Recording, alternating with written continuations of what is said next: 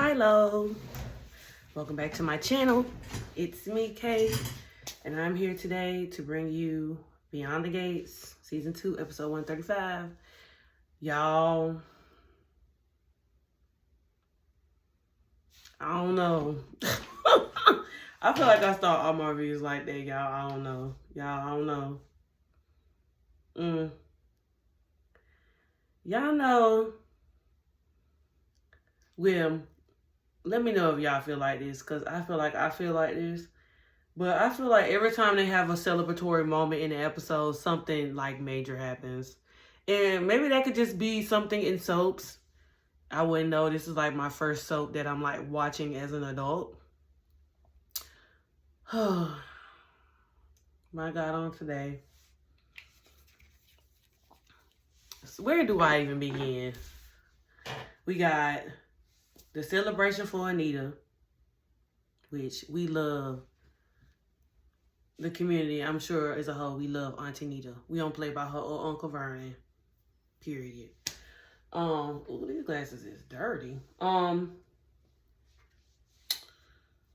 We got the conversation with Jacob and Smitty. We got the sidebar convos that's going on with Danny and Naomi, and then Smitty and Kat. Then we got the overarching convo,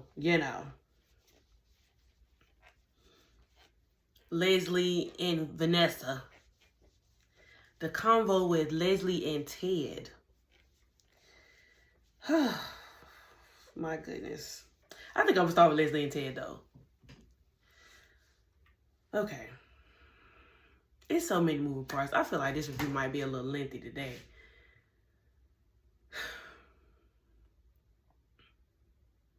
So, we're going to start off with, y'all remember the conversation that was had when Leslie went and visited Danny and Nicole at the country club, right?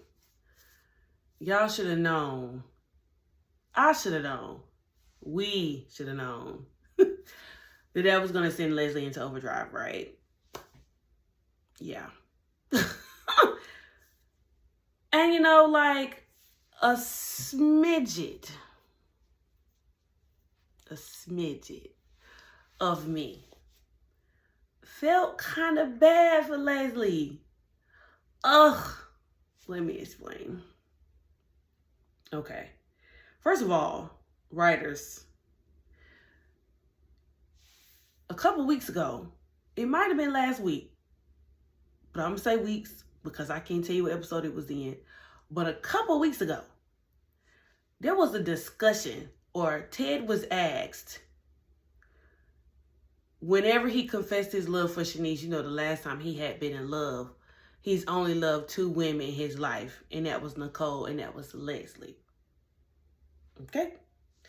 Fast forward today, after the comment was made at the country club and Leslie went speeding across town to the Garland Hospital into Ted's office, Ted told Leslie today that he did not love her, and that was convenience.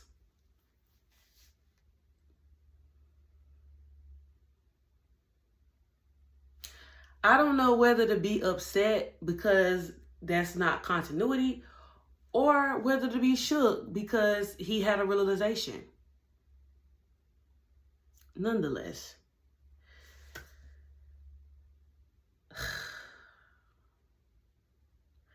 Leslie has an insurmountable amount of delusion. Because why did that lady think that Shanice was a placeholder and she was just waiting for her turn?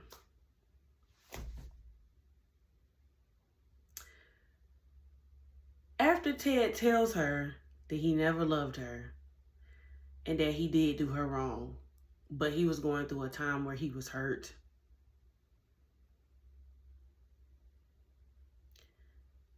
that he never loved her, that she was convenience and she made him feel better.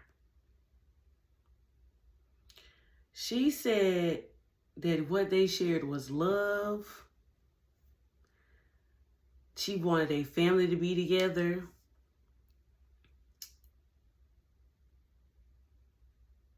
You can't deny it.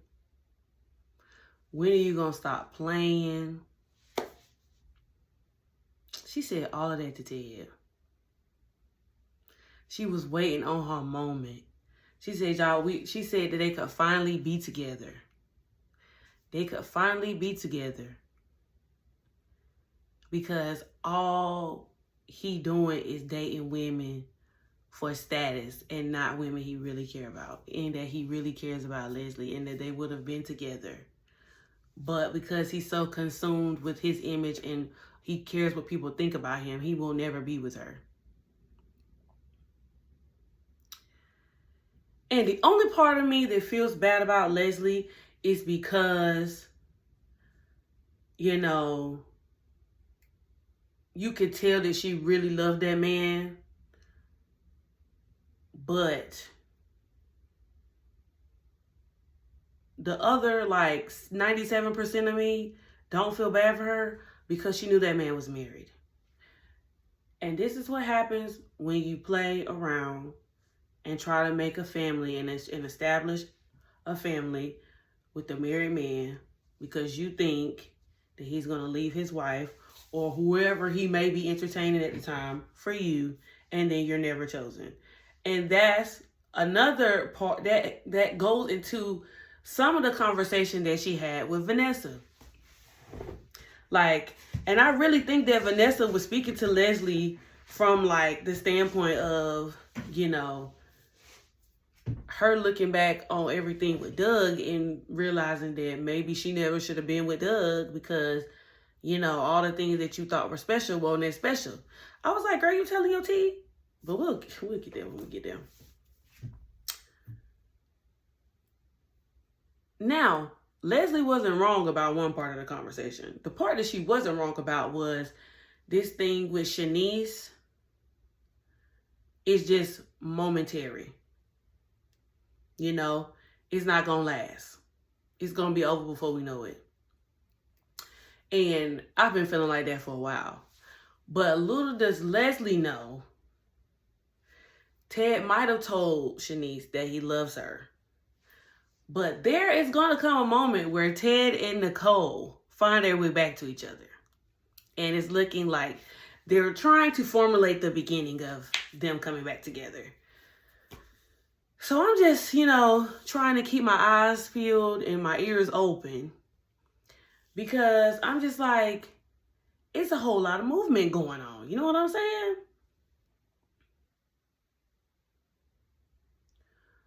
So I'm like, you know, I could see if Ted didn't already apologize to Leslie, because I do, even though as raggedy as Ted has been, like, throughout this duration, there was a moment where Ted did sincerely apologize to Leslie about everything that had happened. You know, he always expresses his regret about not being in Eva's life and not knowing about her and not being around. But it's just a simple fact that, like, we have to remember the steps that were taken to keep Leslie from coming around, which was paying her off. But she also played into that, you know, she extorted him. So it's a whole lot of moving parts, you know what I mean? Ted ain't exactly squeaky clean, but neither is she.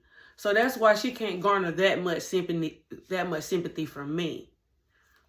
But it's just the way that she flew over there and that high level of delusion that she really thought that Malone was going to be her placeholder until Ted was done being with Shanice, and that when Ted was done, he would come to his senses and take her back, and then him and Eva can be a family. And then she uses it under the guise of as Eva can finally have the life she deserves. Eva already has a relationship with her father, a budding relationship. They reach out to each other and talk to each other apart from you. So it's just her trying to include herself in on these moments, which is why a couple days ago when Ted and Leslie was both at Eva's apartment, that whole situation went down and Ted had to fuss her out. And then Eva came in there and she was just like, Mama, are you serious right now? Because she doing too much. And then this also, I believe, is going to push Leslie back into the whole evil villain arc because she can't have what she wants. And she made it seem like, oh, this situation with Eva, it brought her family to close together, open her eyes. And we starting to see her regress, you know, even with her approaching the table with Danny and Nicole and in the snarky remarks, and even the snarky remarks that was made in her conversation with Vanessa. Some parts I couldn't, you know, some parts of the conversation I couldn't be mad at because I was just like, you know, Vanessa, Leslie's right. She has a point. But then, you know, it's just like, dang. So all y'all just, you know.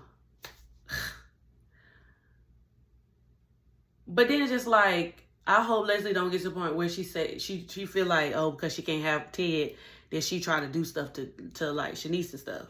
You know what I mean? Or even try to do something to Nicole. But at the same time, she also parted her lips to tell Ted, and when it's all over with Shanice, don't come running back to me. And I'm just like, girl, when it was over with Nicole, after you wrecked the whole marriage, he didn't come running back to you. He didn't come running back to you at all. What you did was you went running to him and you got him drunk, or you knew that he was drunk and you took advantage of him. That's what happened. That whole moment where you and Ted had y'all entanglement, the most recent one, was not up to his doing. Now, was Ted wrong for getting that sloppy? Absolutely. But Leslie also went over there knowing that he was in his feelings, knowing that he was not of right mind and that he couldn't make sound decisions. And she took advantage of him. So, I don't know what she means by, well, when this thing is over with, Shanice, don't come running back to me. He never did. You always wanted him. You always chased after him. And he always made it clear that he did not want you. So, I just thought that was strange, you know? And I was just like, girl, you really went over here thinking that you was driving up the hill, up this mountain to save your marriage, girl.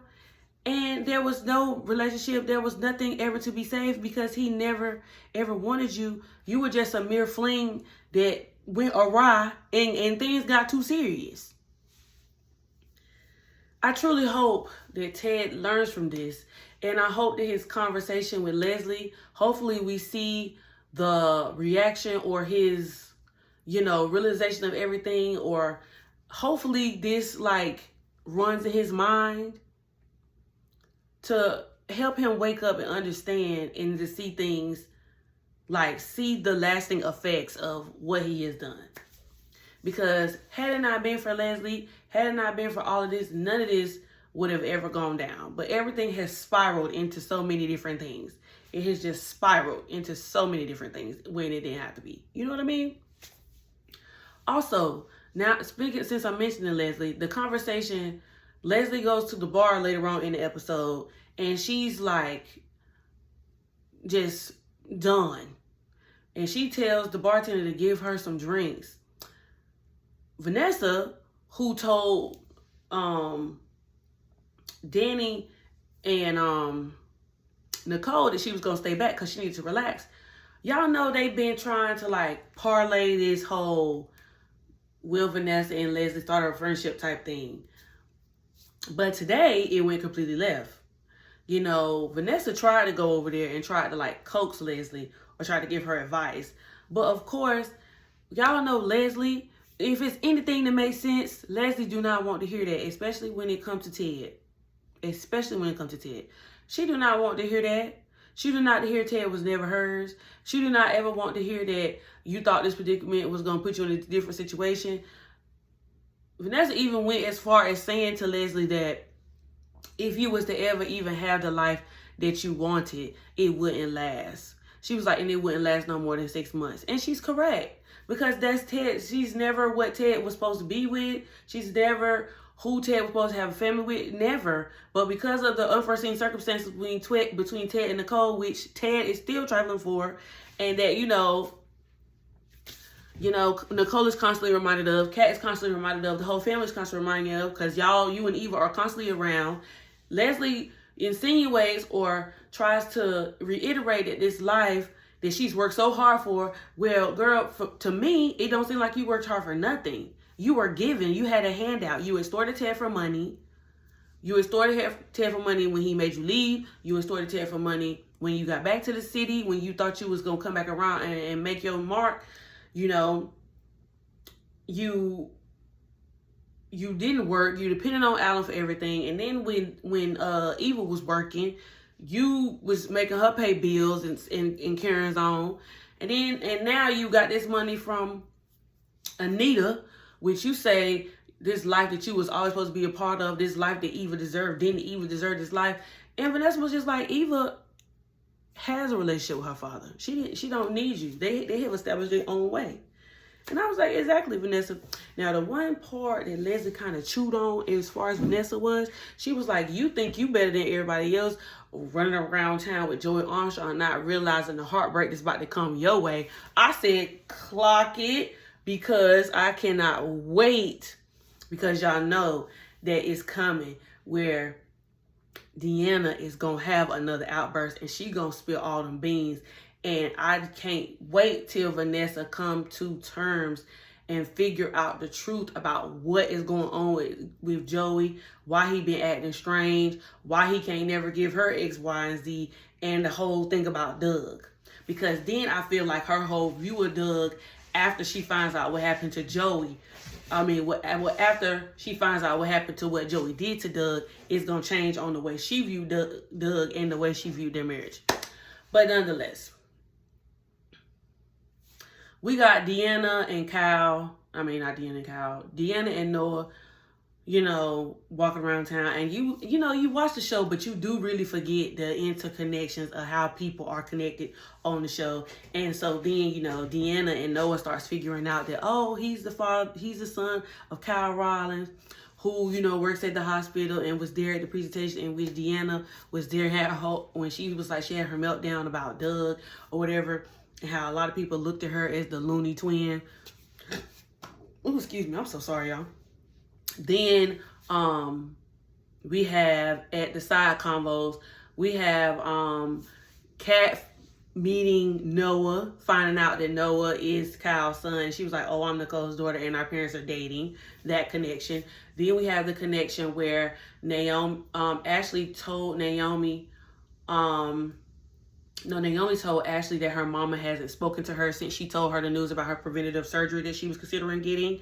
And so when everybody shows up to Uptown, Danny pulls Naomi, and then they have a side conversation about how even though Danny does not yet approve of Naomi's decision to have preventative surgery, that she will in fact be with Naomi every step of the way, whatever decision that she decides to make, which is good. Nicole tells Kat that, Kat tells Nicole that Eva is there and that her mother is probably not too far away. And then Nicole tells Kat, well, I already encountered Leslie today and I read her rights, clock it, and that she did it once, she will gladly do it again. Let her know. Then there was a side conversation with Smitty and Kat, because Smitty was thinking that Tomas was going to be at the family function, not realizing that Tomas is in Puerto Rico with his family.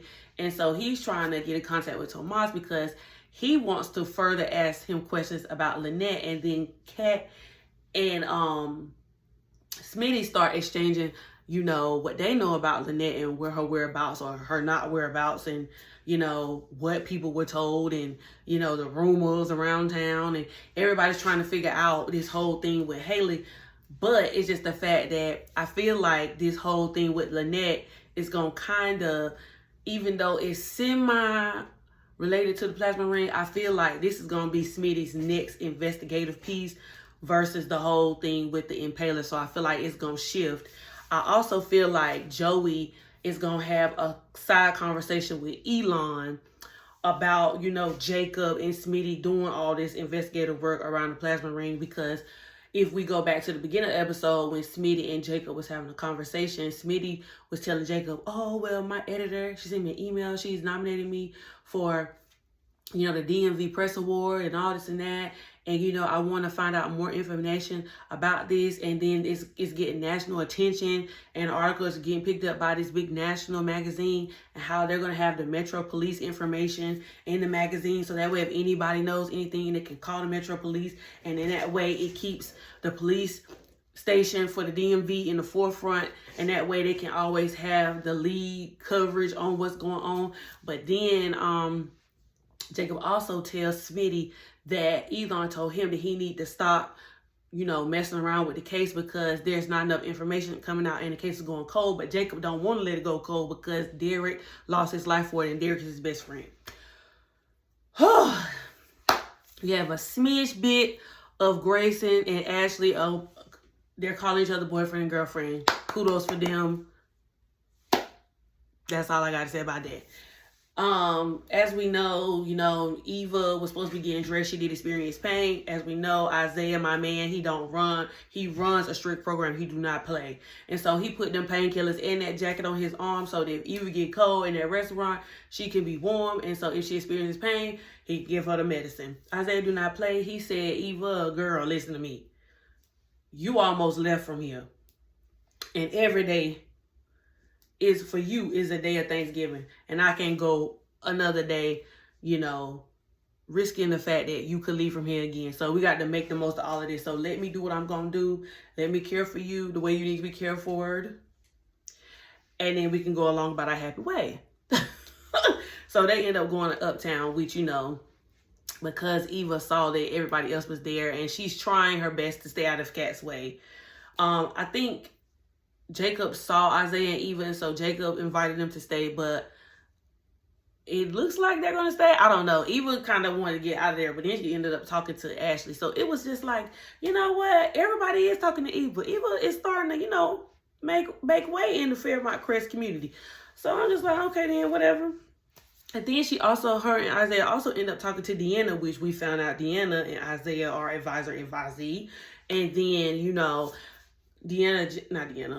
Eva just hired Noah as the front desk secretary. Also, Auntie Nita had her first round of radiation. When she got back to first of all, Verna did not go with her. She said she needed to conquer this dragon on her own. So she went there alone. Martin popped up at the house talking to Verna, and they started talking about politics stuff. And then Eva popped up, said her first round of radiation was good. She's in the mood to celebrate. She want to dance. And so that's why they all send out that mass text to the family, you know, about being in Uptown or going to Uptown. And as we already know from the previous episode, Naomi, Ashley, Chelsea, and Kat were already there. And so it just turned into a situation. It turned into a lituation. And then we got this beautiful toast from Auntie Nita's telling everybody, you know, thank you for coming out. There are going to be more moments of joy, more moments of festiveness. There are going to be more moments of them just enjoying each other and being together she, you know, life is short. And, you know, now that she's across on the other side of this battle, that they gonna celebrate, and she gonna spend the rest of her day celebrating the life that she had. And she already told Vernon, I'm going out, even though Vernon was against her going out. But, you know, Vernon got a soft place for Anita. You know, he tries to run a strict program, and he does at times. He put his foot down. Uncle Vernon put his foot down. But this time he was just like, what the heck, you know, let's go. He was like, but the moment I see you, Anita, looking like you exhausted, we leaving, we going to the house. I'm calling the car. Yes, ma'am. Yes, ma'am. But yeah, so that's when, you know, Martin contacts Smitty, and Smitty's already with Jacob, so they all end up at Uptown having a blast. The only people who wasn't there was Samantha and Tyrell. And Samantha won't there because she was on All American this episode, on episode 4. That's why she won't there. She was booked. And Terrell probably won't there because he was probably on Divorce Sisters, because y'all know he over there too. Everybody got them another job. Everybody is working and gainfully employed on this set. Okay? But yeah, so I was just happy for them. Noah got to meet Anita. He fanned out because, as we know, he's an aspiring musician, and Anita is the legend that she is. So he met her. We did not get this episode, Danny confronting Nicole about that whole I love you thing. I do believe that's going to come back up. Also, we did not see, this was still the same day. So this was after, Andre tried to go visit Ted last episode to, get advice that Shanice ruined. And, I was just like, oh, Lord Jesus, it's a whole lot going on. But yes, I don't know. Leslie, and I'm just like, Lord, Leslie, last week you got into it with Haley. This week you get into it with Vanessa. I wonder if she's still going to try to pursue Ted or if she was just talking. Because she's talking about something. And don't call me when things go your way. Girl, he don't ever call you. You always popping up on him. But what's really going to throw her through the ringer is when that man get back with Nicole. And in this whole situation with Kyle, I don't know. Now that Kyle's son around, I don't know. And then Kyle tried to act like he was concerned, talking about Deanna don't need to be dating because she's still grieving hard. And then Nicole was like, excuse me, let's not forget your son is a musician and they have a very love them, leave them, meet them, love them, leave them lifestyle. You can't really throw too much smut on Deanna's name, just so we clear. He here for you because he ain't had no money. He was looking for a job. He has nothing. He has nothing. He has nothing. Oh. Is there anything else that I missed? We had no Bill and Haley. But yeah, it was nice to see everybody on set being together, enjoying each other's moments as family. We still have, we briefly touched on, of course, Jacob and Naomi, but it's been a couple of days since they've talked about everything. So I wonder if we're going to get that soon because that has to be revisited. We can't just start we just can't start the whole Naomi telling everybody she got the gene thing and preventative surgery and then we just go off to something else for a couple times, But yeah, y'all. I think that's all for episode 135. Like, comment, and subscribe. Leave your comments down below. Don't forget to go back and watch the reviews this week if you haven't, from Monday, Tuesday, and Wednesday. They will be in the Beyond the Gates playlist, which will be posted up here. Let me know your comments down below. What did you think of last night's episode? And what do you think will happen next? And I'll be back with more videos. Deuces.